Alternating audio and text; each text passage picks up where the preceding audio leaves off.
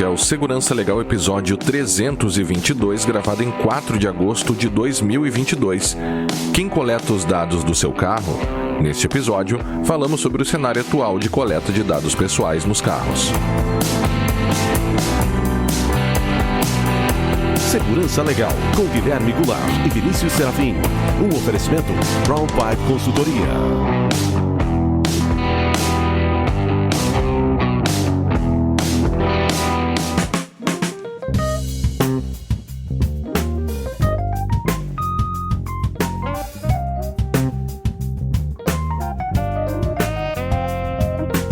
Sejam todos muito bem-vindos e bem-vindas. Estamos de volta com o Segurança Legal, o seu podcast de segurança da informação e direito da tecnologia. Eu sou o Guilherme Goulart e aqui está comigo o meu amigo Vinícius Serafim. E aí, Vinícius, como vai? Olá, Guilherme, tudo bem? Olá, os nossos ouvintes.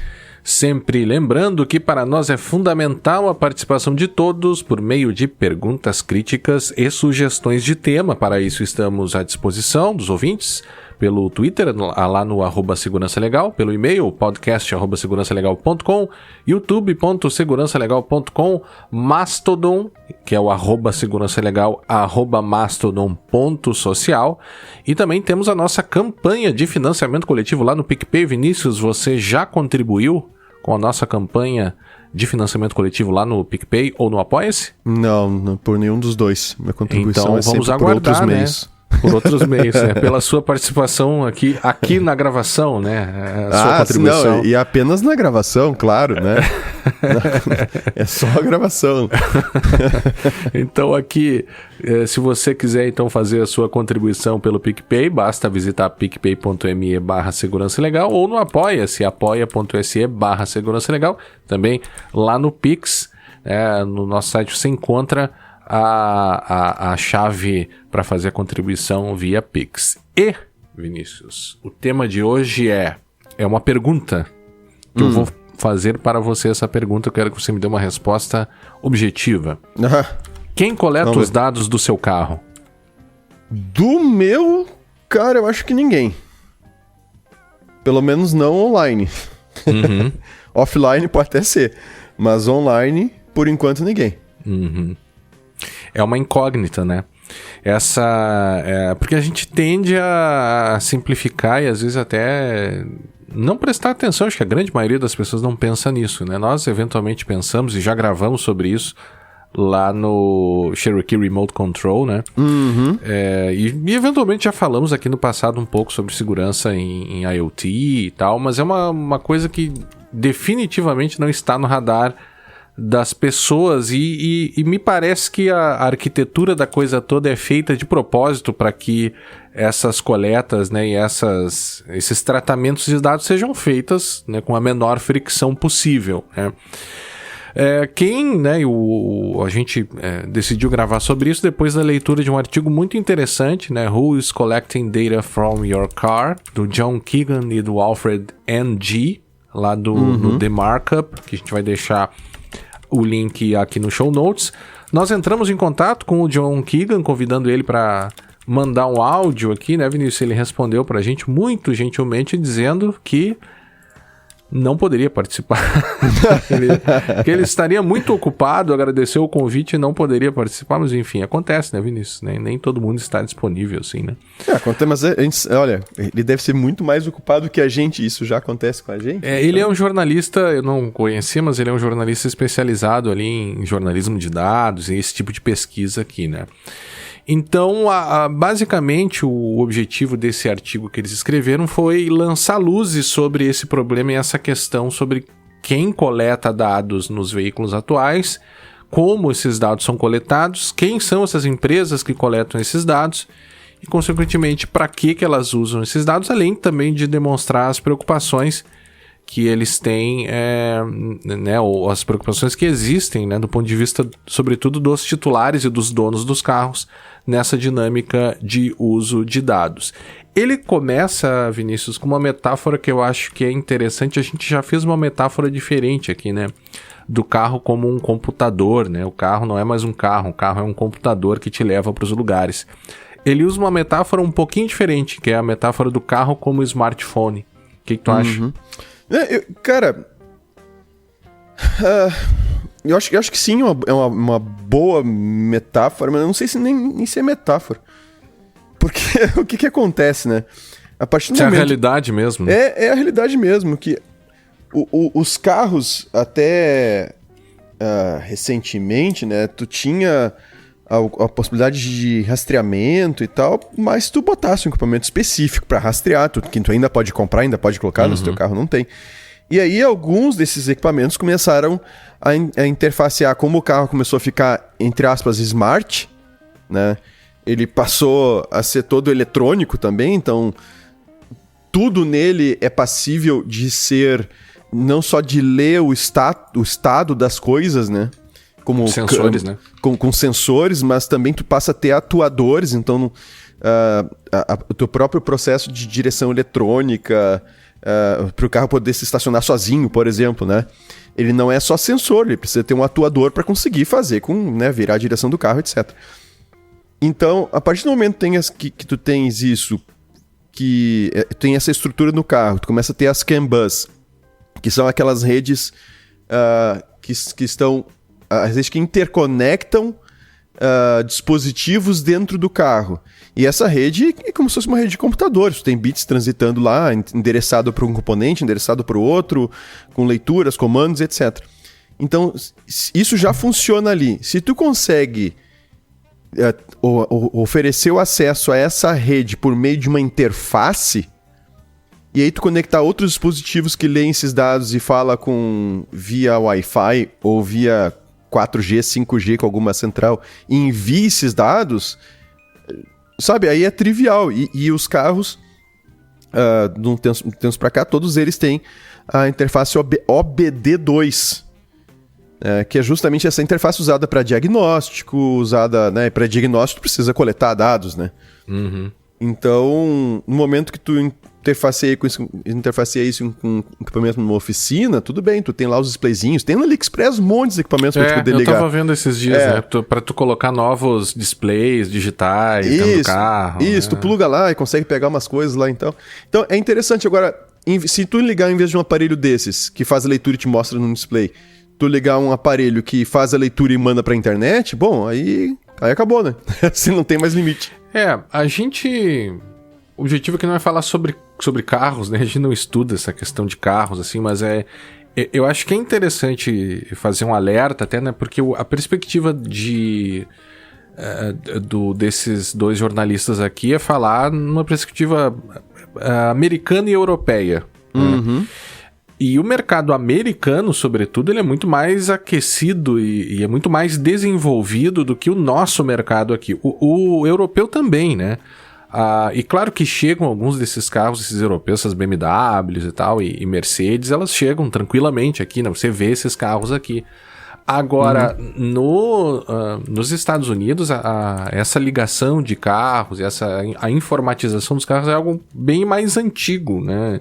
A própria OnStar, que é uma dessas empresas, que é da GM, e hoje está aqui no país, né? Acho, não sei se todos os carros hoje, mas se não todos, a maioria dos carros da GM que saem de fábrica hoje já tem esse dispositivo da OnStar, que você, né, tem um botãozinho que fica ali no espelho retrovisor, você aperta o botão e consegue falar lá, a emergência, e serviço de concierge também. Serviço de concierge, vamos lá, que é um negócio que meio inútil depois que se inventou o celular, né? Mas tudo bem, eles têm lá esse serviço de concierge. Sim, e uma coisa interessante, né? Tu nota que inicialmente são serviços que tu paga pra ter isso como opcional no carro. Mas a partir do momento que o pessoal começa a se dar conta justamente do que tá escrito no artigo que deu origem a essa discussão, né? É interessante eu botar isso aqui nos carros todos, independente se o cara pagar pra mim ou não, né? Tipo, eu posso ganhar outras coisas colocando isso ali dentro. Sabe que o meu carro, que é um carro que tem esse serviço da OnStar, quando comprei o carro, eu não quis. Eu disse, não, deixei claro lá, eu não quero que esse negócio seja habilitado. E aí preenchi lá até já contei isso aqui, preenchi lá uma cartinha dizendo que eu, né, renunciava ao serviço e tal. Né? Mas aquele negócio tá lá, cara. Ele tá instalado no carro. Tem que ver se eles renunciaram a ti, né? Mas aí é que tu renunciou, eles renunciaram? Eu pesquisei na internet que tem um módulo que fica no porta-mala do carro, que se eu quiser de fato anular e desligar, eu tenho que entrar lá e mexer. Não vou fazer aquilo ali, porque não é a minha área, né? Não vou ficar desconectando essas coisas do carro, sabe lá o que isso pode ter como efeito, eu mexo pra né? ti, não tem problema. Deixa comigo. Sim, você perde a garantia do carro. Ah, bom, mas daí o carro é teu, né? Mas de qualquer forma... Eu disse que eu mexo. De qualquer forma, Vinícius, essa metáfora do smartphone que ele faz me faz pensar numa outra perspectiva também, que é o seguinte, né? Hoje, a gente já passou por talvez, né? Isso me ocorre agora. Talvez a gente já tenha passado no mercado de smartphones por essa insegurança e por essa incerteza que a gente tem hoje no mercado de carros, que coleta tudo, você não consegue ter controle nenhum, você não tem a mínima ideia, remota ideia do que está sendo feito ali no telefone, e as operadoras, por uma pressão, e as fabricantes, né, por uma pressão da área de proteção de dados e segurança da informação, começou a ampliar os controles de segurança dos telefones. Hoje, claro que não, é um computador que você instala e faz o que você bem entende, como é um Linux aqui que a gente usa, né? Agora, ainda assim, você tem um grau de granularidade, de possibilidades de controle hoje no smartphone, que você consegue estabelecer que aquele aplicativo dá as permissões para aquele ou para aquele outro aplicativo, vê as permissões que cada aplicativo tem. Isso nos smartphones atuais, né? Talvez essa metáfora não funcione porque hoje os carros não permitem esse grau de granularidade e de controle que a gente tem nos smartphones, que é um ponto que ele coloca ali até com uma certa preocupação, né? Porque uma das formas legitimadoras dessas empresas de coletar todos esses dados é por meio do consentimento. Só que às vezes o consentimento é um consentimento mega genérico, muito mais genérico do que a gente está acostumado a ver, que você dá uma vez quando você liga o carro lá no painel do carro e acabou. E deu, né? Meio próximo àqueles consentimentos que às vezes a gente dá na televisão também, né? Primeira vez que você instala a televisão, ele pede alguns consentimentos lá. Então, no âmbito do carro, as pessoas definitivamente não estão acostumadas a lidar com isso, né? Acho que deixa a coisa muito mais frágil. Não sei se tu concorda. Não, cara, as pessoas já estão perdidas no próprio celular no que diz respeito à coleta de informação. Elas não têm noção, não adianta. As pessoas não têm noção, né? E nem embora nós temos... tenha uma granularidade mas de assim, controle. Tem um certo controle ali, tem aquele lance das permissões, mas assim... É muita informação que é coletada, compartilhada, as pessoas não têm noção e é muito difícil de educar as pessoas para que elas cuidem disso, de fato. Né? E aí é importante do privacy by default, privacy by design, essa história toda. E aí no carro, cara, só piora, porque carro, a gente ainda vê mais ainda vê uma coisa assim, um utilitário mais de uso mais direto do que o celular ainda. Porque o celular, eu ainda tem as permissões, eu instalo o aplicativo, fico mexendo e tal. Cara, o carro, normalmente tu entra no carro, liga e sai fora. Vai andar, né? Então, a coisa fica mais oculta ainda. Esse lance de tu coletar informações e ficar mandando pra algum lugar. O cara não tem expectativa de que vão ser coletadas informações do carro dele, né? Ele não sonha. Ele não sonha com isso. E aí, olha, não, tem um monte de informação coletada, tá? Qual é o default? O default é coletar, né? O default é coletar, ponto. Tu não tem um esquema, vou ligar o carro, e o carro, tu liga o carro, a primeira vez lá, tu sai, né? Faz o setup inicial e te diz, você aceita enviar informações do seu carro, não sei o que, não quero mandar, ponto, acabou, pronto. Não, e eu aceitei, pronto, aceito. Dali a cada 30 dias, volta e meia eu ligo o carro e ele avisa, atenção, só para avisar para você que você está compartilhando seus dados com, né? E não precisa nem dar um botão de ok, só deixa lá uma barrinha que some lá seu em 15 segundos, né? Se o cara, só pro cara lembrar, é uma questão de... Um dever de lembrança, né? É uma questão de interface para fazer com que o usuário se lembre de que ele tá mandando informações para algum lugar. Então, isso eu acho... Privacy friendly. Assim, privacy by default e privacy by design. Ou seja, a coisa teria que ser nesse estilo. Parece que cada nova ideia que o pessoal tem de coletar informações, vamos coletar do celular, né? Aí aquela confusão toda, aí permissões e controles, não sei o que e tal. Agora, vamos coletar dados dos carros. E aí o pessoal aproveita que não tem regulação nenhuma, inclusive tá no artigo, né?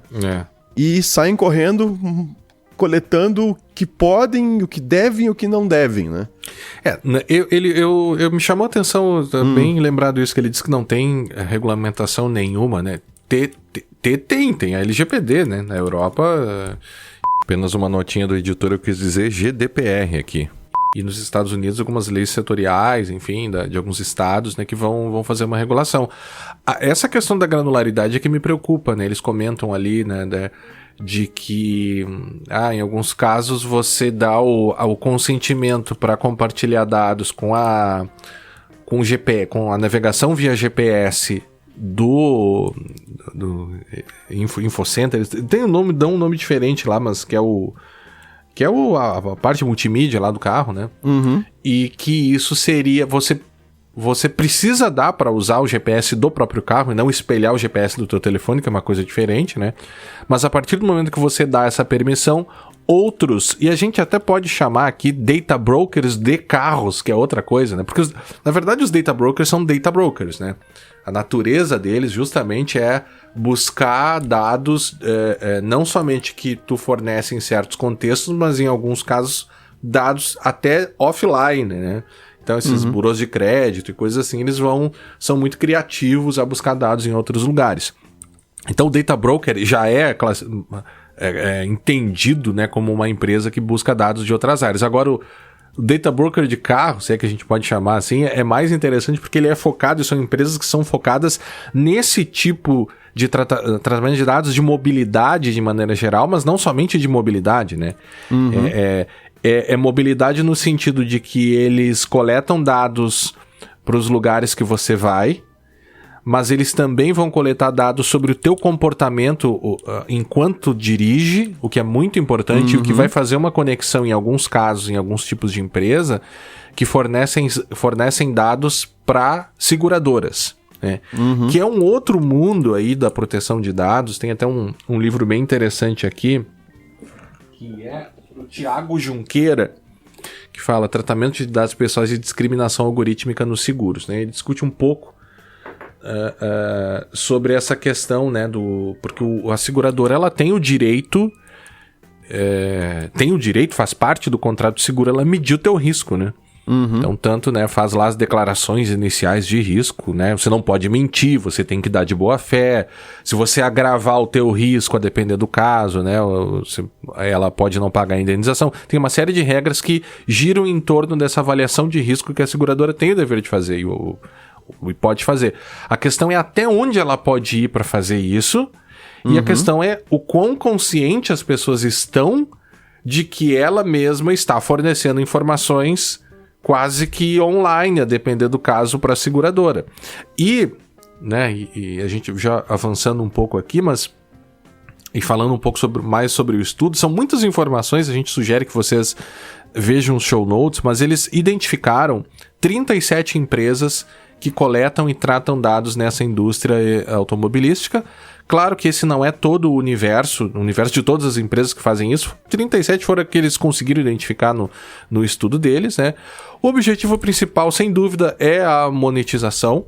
Eles buscam recolher a maior quantidade de dados, padronizar, normalizar esses dados e vender para uma série de finalidades aí, né? Que é a monetização, é a primária das empresas que tratam os dados, mas vão passar desde uso para seguradoras, para venda de publicidade, serviço de concierge, serviço de mapas, né?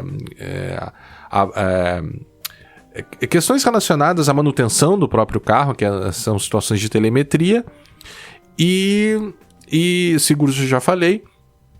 E cidades inteligentes é uma coisa que me chamou a atenção, né? Quando a gente começa a olhar o website dessas empresas, e é engraçado como esse mercado de tratamento de dados, tu tem uma certa aura em torno deles, né? Que tu olha pro site dos caras e é meio difícil de entender numa primeira vista o que eles fazem, né? Você entra num site de uma empresa de eletrodomésticos, você vê, nós vendemos eletrodomésticos, nós fazemos carros, nós prestamos serviço de pintura, nós somos advogados, nós prestamos serviço de assessoria em segurança da informação e proteção de dados. Agora, esses caras nunca é claro, né? E você começa a ler, e você não consegue saber o que esses caras fazem. Mas aí também é o seguinte, né? O público deles é muito diferente, né? É. Assim, o público mais pro ou qual... menos, né? O público pro qual isso é direcionado não é pro dono do carro. Sim. Não é esse o público. Você vai ter alguns SDKs, algumas dessas empresas aí que permitem que tu coloque os serviços deles em outros aplicativos, o que torna a coisa muito mais preocupante, né? Porque de repente tu tem um aplicativo qualquer teu lá que tá conectado com uma dessas empresas aí, e que daí o teu carro não precisa ser inteligente, né? Tu pode por meio de um outro aplicativo coletar esses dados também. Inclusive, é citado no artigo, e na hora que eu li o artigo eu lembrei do Vivocar. Pois é. Que é lá de 2019, tá? O Vivocar, o esquema era o seguinte, tu tinha um aplicativo, tá? Se tu catar no Google, tu catar na internet, tu vai encontrar ainda o Vivocar, o aplicativo na Play Store, mas no celular não aparece pra ti, não apareceu, né? No iOS, na App Store lá não apareceu também pra mim, assim, o negócio tá desaparecido, sumiu. Mas a ideia era que tu tinha que instalar o aplicativo, ir numa loja da Vivo lá, e tu ia adquirir o donglezinho esse que tu liga na interface OBD2 do carro. E esse negócio que tu grudava ali, ele pegava estatísticas do teu carro. Pelas telinhas ali, dá pra ver lá na loja da Play Store. Tu consegue ver que ele pegava questões de algumas coisas de oficina, telemetriazinhas. Algumas coisas de telemetria, se o motor estava ligado ou não. Então tem algumas informações lá que ele pegava. Então, por exemplo, o meu carro ele não tem não tem nenhuma conexão, que eu saiba pelo menos, tá? Ele não tem nenhuma conexão com a empresa que fabricou, com a fábrica ou qualquer outra empresa. Eu sei que ele tem interface, o mecânico utiliza essa interface para fazer diagnóstico. Talvez ele pode ler os dados e subir os dados para o sistema da fábrica, entende? Nesse sentido que eu digo que online não vai, mas offline eu não sei. Tá? Ele pode, de repente, justamente ter que ler com um equipamento específico, ter que subir os dados num sistema específico lá do fabricante, que ele usa de graça, saca? E que já ajuda ele no trabalho dele para fazer revisão no meu carro. E nisso os meus dados já foram para lá.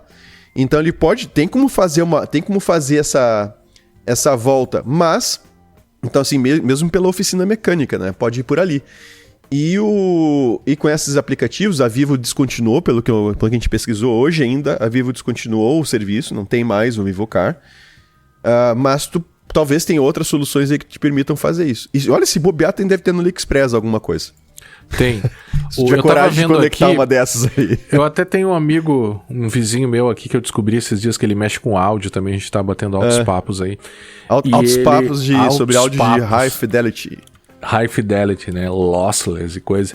E aí ele tem um negócio desses aí que ele liga um tablet no carro dele. É muito legal, assim, porque ele tem um tablet com uma série de sensores.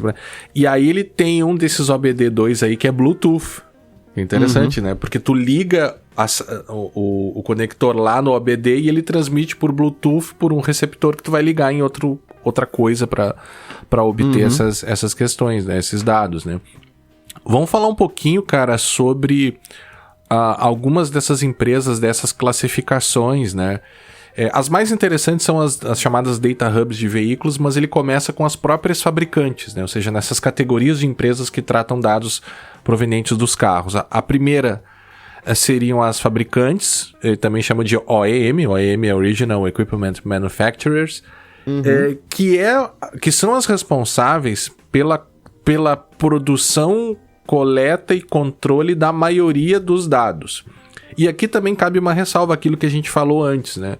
Que a depender do mercado, você vai ter carros que produzem com mais ou com menos sensores, né? Que, consequentemente, vão produzir mais ou menos informações. Você pega uma Mercedes alto, né? Um modelo mais luxuoso que existe, você vai ter uma série de sensores para medir uma série de situações tanto do carro quanto ambientais, né? Quando a gente começa a ver nas empresas de data hubs e vão ficar lá alguns links para mostrar os data points que eles recolhem dos veículos. É impressionante, assim, porque é engraçado, né? Por exemplo, saber se está chovendo ou não, né? Lá numa dessas empresas você tem lá um data point que é heavy rain, acho que é chuva forte, chuva forte, pesada, né? Chuva pesada, chuva ou forte, intensa, né? Chuva intensa, melhor, essa é a tradução adequada. Chuva intensa.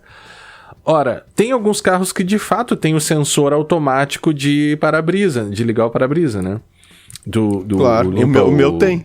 O teu tem? É. Uhum. Mas olha que interessante, como é que ele sabe que ele vai... Para-brisa não, como é o nome daquilo? É o... Para-brisa? Não, ligar o limpador de para-brisa. Ah, o limpador, claro. Então, como é que ele sabe se está chovendo ou não? Tem sensor que capta que está chovendo, ele liga aquilo automaticamente. Ora, se tem um sensor, por que não guardar... Ele já tem esse sensor que coleta essa informação. Mas por que não guardar isso de alguma forma? E por que não transmitir isso para alguém? E por que não usar isso? Já pensou num acidente? Que interessante.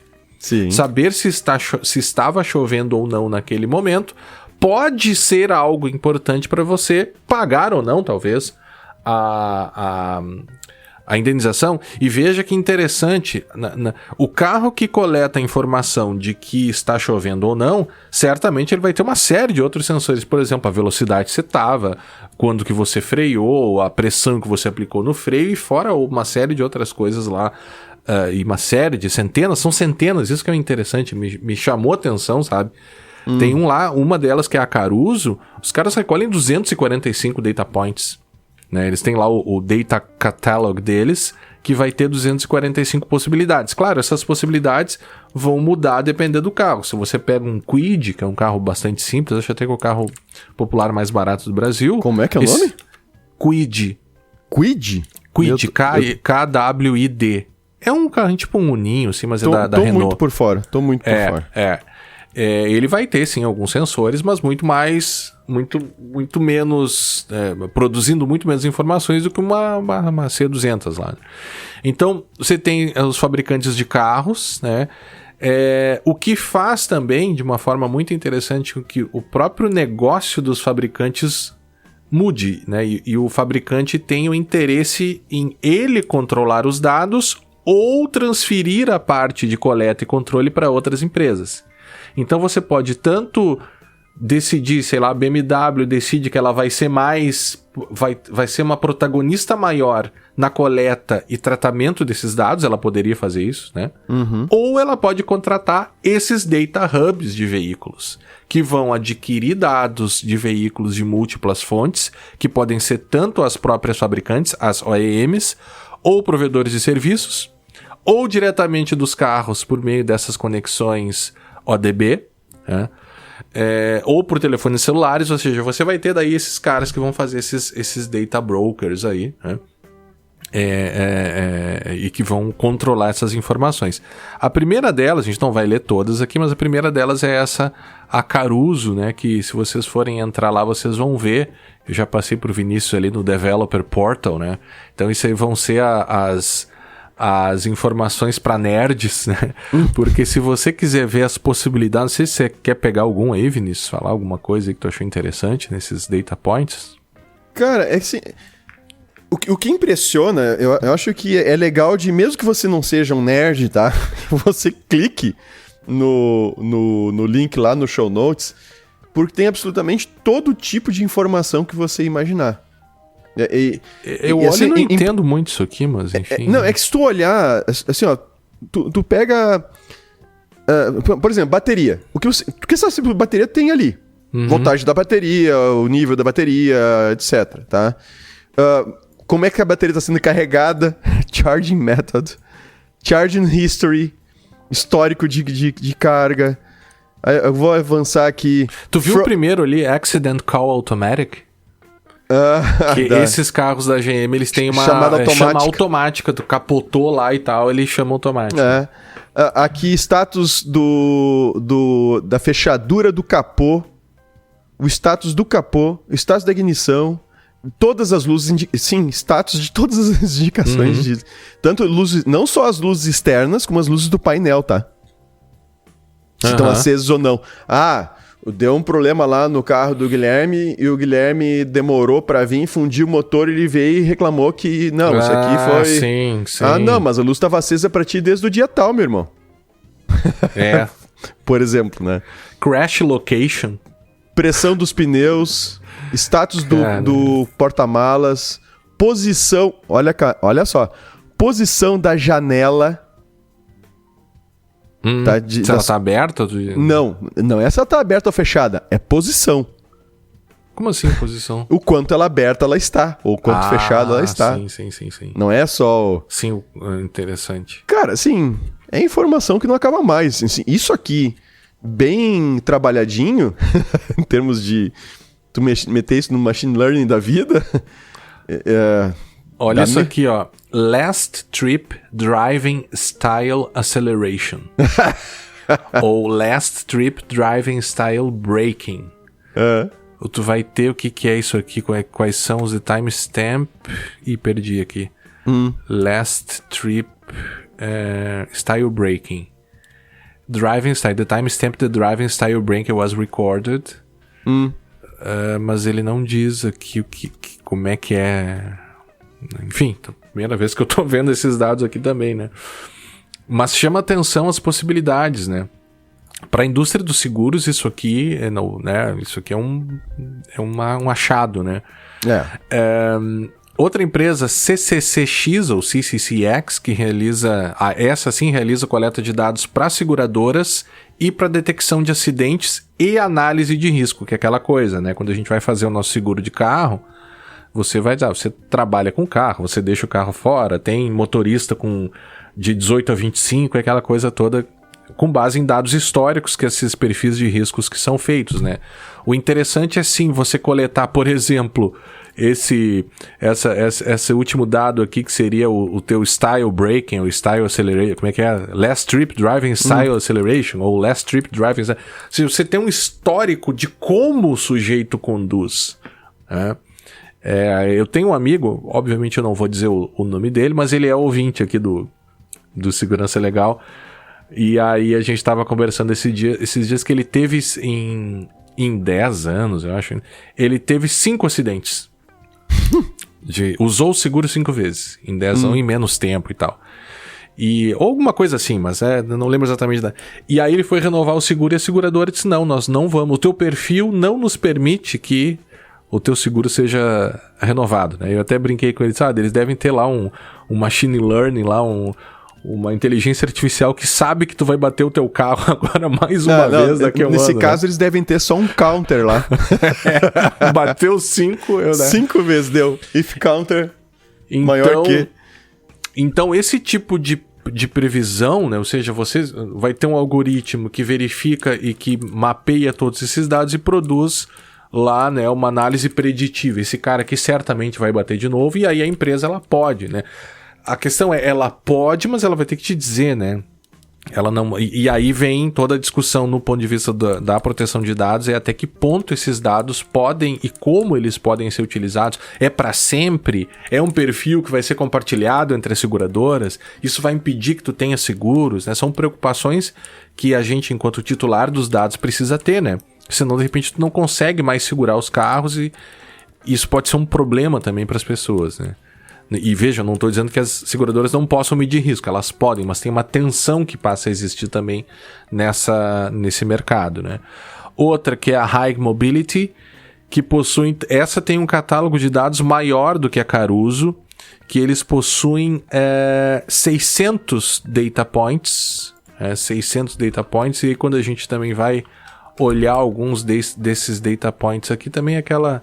Essa aqui até não estava abrindo o site deles, né? Mas tem Cruise Control, Crash, Climate, Diagnostics, Doors, Heart Rate, batimento cardíaco. Eu não sei se isso se refere ao heart rate da pessoa que está dirigindo. Acredito que o carro não possa fazer isso, mas nada me surpreende mais. Cara, vamos lá, né? Tu tens integração de alguns smartwatches com a central de entretenimento, digamos assim, do carro, né? Uhum. Que não é mais só um rádio, agora é um... É um computadorzinho. É um computadorzinho. É. E tu tens a possibilidade de integração com teu celular, com certeza com o celular. E tu tens a possibilidade de integração com um relógio, eventualmente. Uhum. Então, tanto o relógio quanto o teu celular tem esse tipo de informação. É só uma questão de um compartilhar com o outro. Ou tu ter daqui a pouco, por que não, no próprio volante do carro. Não sei se você já viu aquelas esteiras. Já, sim. Claro, que ali é uma coisa meio óbvia, né? Que eles não estão muito preocupados com a aparência, né? Mas assim, tem aqueles padzinhos metálicos que tu segura com a mão e ele te dá teu batimento cardíaco. Mas no carro isso pode ser feito tranquilamente na própria direção. Se é que já não tem. Uhum. Uma outra que... Acho que não fariam isso assim, né? Sem aviso, mas... A outra aqui, Vinícius, que é a High Mobility. Não, essa eu já falei. A outra é Otonomo. A Otonomo também tem informações muito interessantes, porque é aquela história, né? Com esses carros que já começam a ter funções mais autônomas, você tem um radar, você começa a ter uma câmera que se identifica um pedestre, ele freia, né? Então, essa Otonomo é muito interessante, porque eles têm informações sobre sinais de trânsito que foram armazenados. E aí, muito interessante, né? Porque daí se o carro registra um sinal de trânsito com uma câmera, né? Uma coisa muito simples, né? De se fazer nesses carros. Não precisa nem ser um carro muito moderno. Alguns carros de entrada já tem esses sensores de freio, né? E também de verificar placas de trânsito. Então, você passa uma placa de pare sem parar, o carro vai saber que você passou a placa de pare sem parar. Né? E aí é uma coisa interessante, claro que não é o objetivo dessa nossa conversa, mas o interesse desses caras por cidades inteligentes, smart cities, é mais ou menos nessa linha, né? O sonho deles é que os carros se comuniquem entre si, com sensores, com placas, né? Com a coisa que você tem uma rede ali de todo mundo conversando com todo mundo. Claro, os problemas de segurança aí são magníficos, né? Tanto quanto magníficas são as soluções para beneficiar a nossa vida. Mas, ao mesmo tempo, abre também portas, né, de você usar dados não só para finalidades positivas, mas para finalidades também negativas, né? Que é aquela história, né? A gente sempre fica aquele, a tecnologia sempre vai ser usada para coisas positivas na nossa vida, não é? E a nossa vida vai melhorar se a gente colocar a tecnologia em tudo. A gente tem toda semana exemplos de que isso não é assim. Sem dúvida, assim, o pessoal abusa. Se o mundo fosse perfeito, né, a gente não precisava de segurança. Nem de tecnologia. Não, a tecnologia seria... depende daquele nível de perfeição. Tô dizendo assim, se as pessoas fossem 100% honestas, então, que seja. Tá? Porque, realmente, cara, tu ter um lance de telemetria em cima de cada veículo que tá na rua, isso te ajuda em tudo, planejamento... da cidade, sabe? Planejamento, a própria questão necessariamente de seguro, fica, não, vamos fazer o seguro, não vamos usar vamos oferecer seguro para todo mundo, saca? Vamos diluir esse custo, mas não vamos criar pessoas que são inseguráveis, pelo contrário, vamos pensar como comunidade. Por exemplo, se um cara que a seguradora acha que não vale a pena segurar, me causa algum tipo de dano, e ele não tem seguro nenhum, tá, se eu tiver até me escapo, quem sabe, né? Mas é ruim pra mim também. Então, só que a gente não tem isso, então o resultado é que é necessário que alguém se preocupe com esse tipo de coisa, alguém fique vigiando esse tipo de atuação, e aí se crie regulações para fazer esse tipo de coleta de dado, e vamos lá, né? A gente tem potencialmente, eu não diria até que meio que diretamente a questão da própria proteção de dados pessoais, vinculados a essa coleta de... Sem dúvida, diretamente. De dados de veículos, porque tu tem posição, tu tens eventualmente dado de saúde, como batimento cardíaco sendo compartilhado. Então, tu passa a ter... de novo a gente vai ter que regular, vai ter que fiscalizar, né? E lembrando, a gente comentou em algum outro episódio de novo, a gente comentou e trago de novo. Vocês lembrem que a Volkswagen fez nos Estados Unidos. Né? Foi velho pra caramba isso. Usou justamente os sensores, tá? Usou justamente os sensores, né? Para detectar quando o carro estava no ambiente de teste de emissão. Os carros a diesel. Né?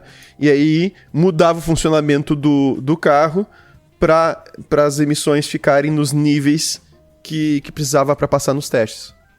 Uma baita de uma sacanagem, sentindo assim. Isso é... Meu Deus do céu, né? Não, e tu pensa, né, que claro que a gente está do lado, a nossa perspectiva e talvez um viés que a gente tenha de discutir novas tecnologias e proteção de dados e segurança da informação é por um viés sempre de analisar a pior situação possível, né? E a gente, quase aquela história do filósofo espanhol que fala assim, a gente não pode ser tecnofóbico também, no sentido de dizer, tudo é ruim e tal, né? Não deve ser feito e tal. Mas é inegável que os exemplos têm nos mostrado, sobretudo na área de proteção de proteção de dados e de tratamento de dados pessoais, os grandes problemas que a gente tem tido, né? Toda semana a gente está falando sobre isso. De questões que parece que é meio que um mantra assim, de que os teus dados vão ser usados da pior forma possível, né? Quanto mais os benefícios são mágicos, parece que você tem do outro lado ali como um espelho, um upside down lá do Stranger Things, né? Dos dados sendo usados da pior forma possível, né? Essa Otonomo aqui, no site deles, eles falam uma coisa muito interessante aqui, né? Que é Traffic Management. Que é interessante você começar a compartilhar dados agregados sobre qualidade de trânsito, né? Sobre o quanto está chovendo em tal local por meio de sensores e tal, né? E veja, aqui a gente está falando até agora de sensores, né? Agora, o que a gente não falou é a questão da geolocalização, né? Claro que também é um sensor que coleta geolocalização, porque o que legitima e o que, segundo essa reportagem, né, o que legitima a atuação dessas empresas é o consentimento. E a gente viu que esse consentimento não é tão granularizado quanto poderia ser, e ao mesmo tempo não há uma expectativa da grande maioria das pessoas de que o carro passa a ser um centro produtor de dados pessoais tão importante quanto outros, como um celular, né?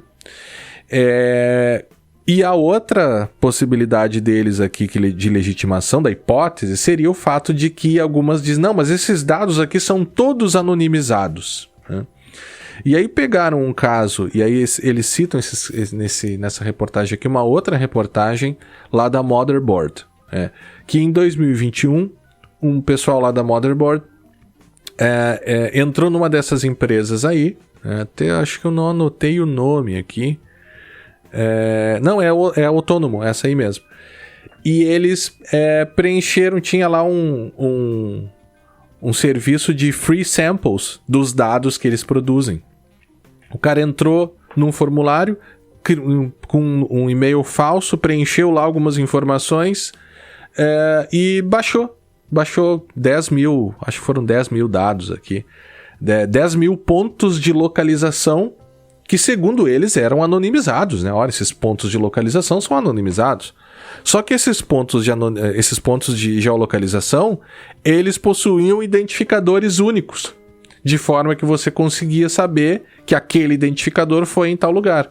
Ora, daí a você saber e conseguir identificar pessoas é muito fácil, né? Porque se você sabe onde o cara mora e onde o cara trabalha, você consegue identificar o cara nesse grande grupo de dados que eles têm. Então, essa anonimização deles é meio que uma mentira, né? Meio que uma mentira é forte, meio né? que uma mentira é bom. Porque eles falaram, inclusive, com um funcionário da Autônomo, e ele disse assim, olha, é praticamente impossível a gente anonimizar esses dados sem que eles percam o seu valor, né? Sem que eles percam o seu propósito. Claro, você pode ser simplesmente uma empresa que gera informações agregadas e muito, né, agregadas de tal forma que você não consegue identificar ninguém. Bom, mas aí você perde o potencial econômico para a empresa do uso daqueles dados, né? E aí a resposta dos caras é melhor, né? A Motherboard informa eles que conseguiu identificar e tal, eles respondem que os nossos termos proíbem essas tentativas de identificar indivíduos e nós requeremos que você pare de realizar esse tipo de processamento e remova permanentemente qualquer instância desses datasets. Tá bom. Essa é a proteção, é os termos. Olha, tá aqui, não tenta desanonimizar, viu? Porque Tá. senão, né? É tipo é que nem aquela mensagem que quando tu manda um documento errado por e-mail, aí o pessoal coloca aquelas mensagens assim: se você recebeu essa mensagem por engano, você está proibido sob as penas da lei e não sei o que. Ai, cara, isso me dá um cansaço, assim. Até inclusive, Vinícius, falando sobre isso, um dos aspectos cruciais de qualquer processo envolvendo a segurança da informação é justamente a criação e manutenção de políticas de tecnologia. E a Brown Pipe orienta no desenvolvimento de políticas e também na avaliação das políticas que a sua empresa eventualmente já possua. Alguns exemplos desses documentos são políticas de segurança, de uso, de privacidade, de proteção de dados, de acesso, trabalho remoto, né? Então, como nem sempre a equipe de TI e de segurança está preparada para a realização dessas tarefas, a Brown Pipe... Ou tem o tempo necessário. A Brown Pipe oferece também apoio qualificado para esta atuação. Para conhecer este e os outros serviços prestados, visite o site brownpipe.com.br. Certo, Vinícius? Perfeito. Feito o jabá, tem uma outra coisa interessante aqui, que já existe aqui no Brasil, viu? E isso é implementado também por meio de algumas dessas empresas, que é o que eles chamam de um tipo de seguro, que é o Pay as you Drive, que é um cálculo dinâmico de seguro de acordo com a rodagem. Ou seja, quanto mais você roda, mais você paga. Quanto menos você roda, menos você paga. Pode ser bem interessante, viu? Do ponto de vista econômico, se você anda muito pouco com o seu carro, você vai estar pagando, né? A seguradora vai diluir os riscos entre todo mundo, né? Então eles também oferecem esse serviço por meio dessas empresas, né? Inclusive aqui no Brasil tem a Liberty Autocontrole.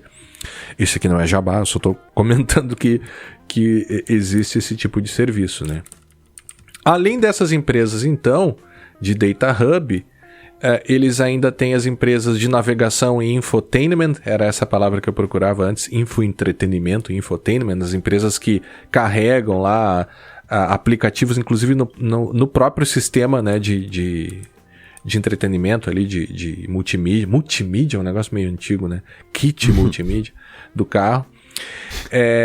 Até a própria Volkswagen, você consegue instalar aplicativos na central multimídia do carro, né? Ou seja, não é meramente que você espelha, você instala aplicativos ali.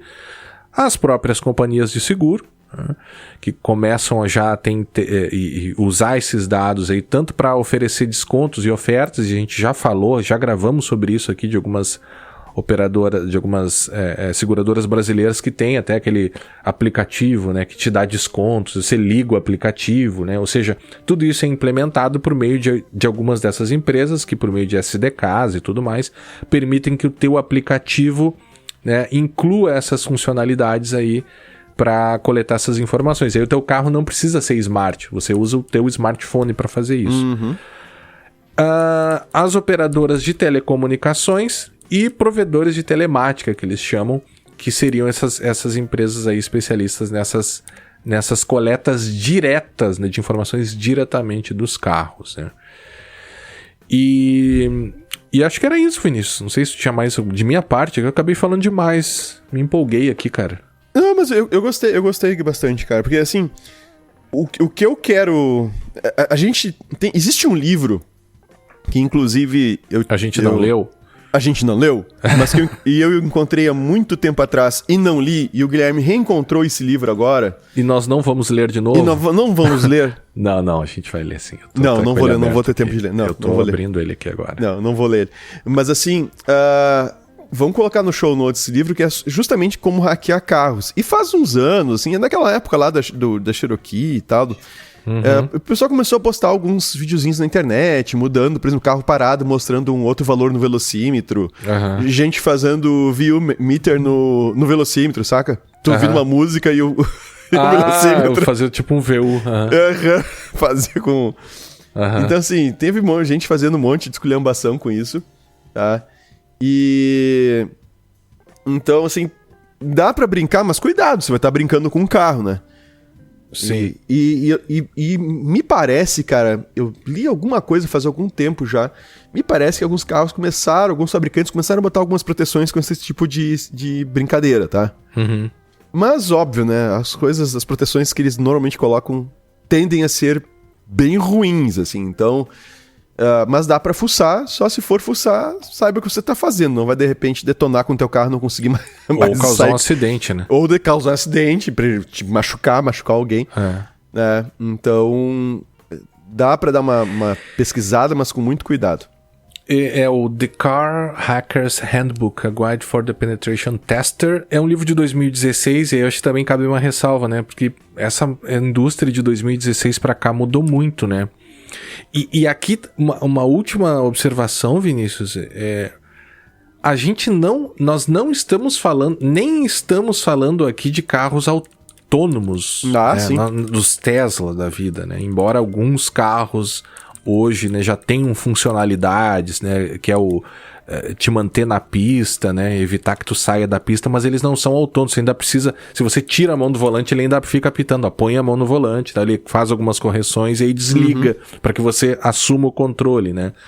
Nós nem estamos falando desse tipo de questão e desse tipo de decisão, nós estamos falando de coisas muito mais próximas das pessoas que possuem carros relativamente novos, aí 5, 6, 7 anos por atraso você já tem, talvez no Brasil até mais, né? Nos Estados Unidos muito mais ainda, coisas dessas acontecendo, né? E carros de alto valor, você pega os Volvo, Mercedes, BMWs, há muito já possuem funcionalidades dessa, carros que já estão ligados à internet, a preocupação é muito maior, né? Porque você é transparente a coisa toda e você não consegue sequer saber como e quais dados que estão sendo coletados. O objetivo hoje foi dar uma breve ideia, né, desse problema, trazer algumas preocupações, dar alguns exemplos aqui e deixar também para que vocês possam aí pegar essas informações, pegar esses links, quem tiver interesse, ir atrás e fazer como a gente, né, Vinícius, ficar até surpreso da quantidade de sensores e de possibilidades que os carros hoje trazem aqui. Uma questão que atinge todo mundo que tem carro, né? É verdade. Tá bom? Perfeito. Então nos encontraremos no próximo episódio do podcast Segurança Legal. Até a próxima. Até a próxima.